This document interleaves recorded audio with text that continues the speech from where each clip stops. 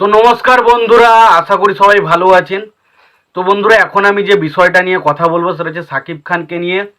তো সাকিব খানের দরদ এবং তুফান 2 এই দুটো বিষয় নিয়ে কিছু আপডেট উঠে আসছে, তো সেই বিষয়গুলোই নিয়ে কথা বলবো। তো আশা করব ভিডিওটা খুবই ইন্টারেস্টিং হবে, ভিডিওটাকে আপনারা শেষ পর্যন্ত দেখবেন। আর চ্যানেলটাই নতুন হয়ে থাকলে অবশ্যই চ্যানেলটি সাবস্ক্রাইব করে নিয়ে পাশে বেল আইকনটা অবশ্যই প্রেস করে দেবেন।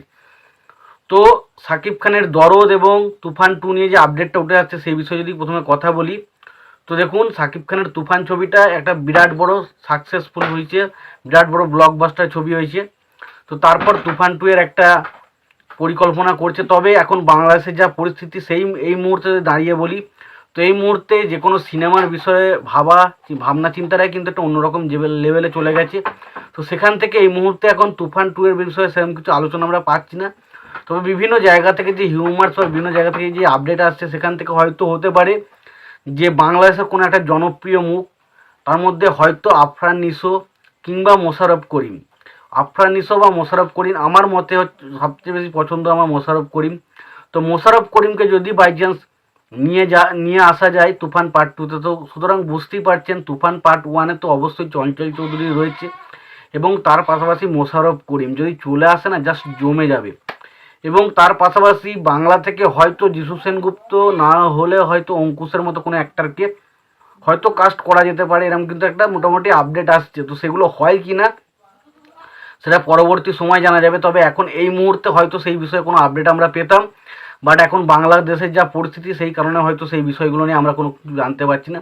তবে আমাকে যদি স্পেশালি বলেন যে বাংলাদেশ থেকে আফরান নিশো নাকি মোশাররফ করিমের কাকে রাখলে বেশি ভালো হবে, তখন আফরান নিশো তাকে যদি স্পেশালি ভিলেন হিসাবে রাখা হয়, তো আমার মনে হয় সেখানে অবশ্যই মোশাররফ করিম ভাই একটা আলাদাই লেভেলের হবে। তার কারণ মোশাররফ করিম সে দুর্ধর্ষ একজন অ্যাক্টর, এবং যে কোনো মানে হিরোর বিপরীতে যে অ্যান্টাগনিস্টের চরিত্র কিন্তু দারুণভাবে প্লে করে।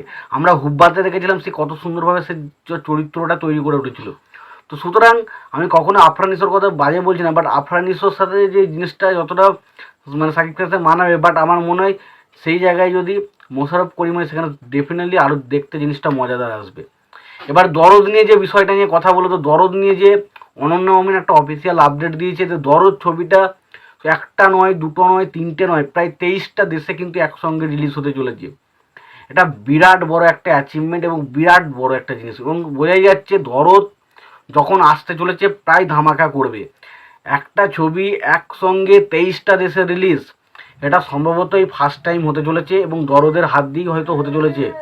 বাংলাদেশের একটা গ্লোবাল সাকসেস কিন্তু আমরা দেখতে পেতে চলেছি দরদের মাধ্যমে, এবং দরদ ছবিটা ডেফিনেটলি কিন্তু একটা ভালো ছবি হতে চলেছে। তার কারণ দরদ ছবিতে আমরা সাকিব খানের পারফরমেন্স চরম দেখেছিলাম। তো দেখা যাক শেষ পর্যন্ত ছবিটা কবে রিলিজ হয়, রিলিজ ডেট চেঞ্জ হয়, বিভিন্ন জায়গা থেকে এটাও আপডেট আসছে যে ছবিটা রিলিজ ডেট যেটা জানা ছিল 6ই সেপ্টেম্বর, সেটা কিন্তু হবে না, সেটা ডিসেম্বরের দিকে রিলিজ করতে পারে, এরকম কিন্তু আপডেট বিভিন্ন জায়গা থেকে হিউমার্স থেকে উঠে আসছে।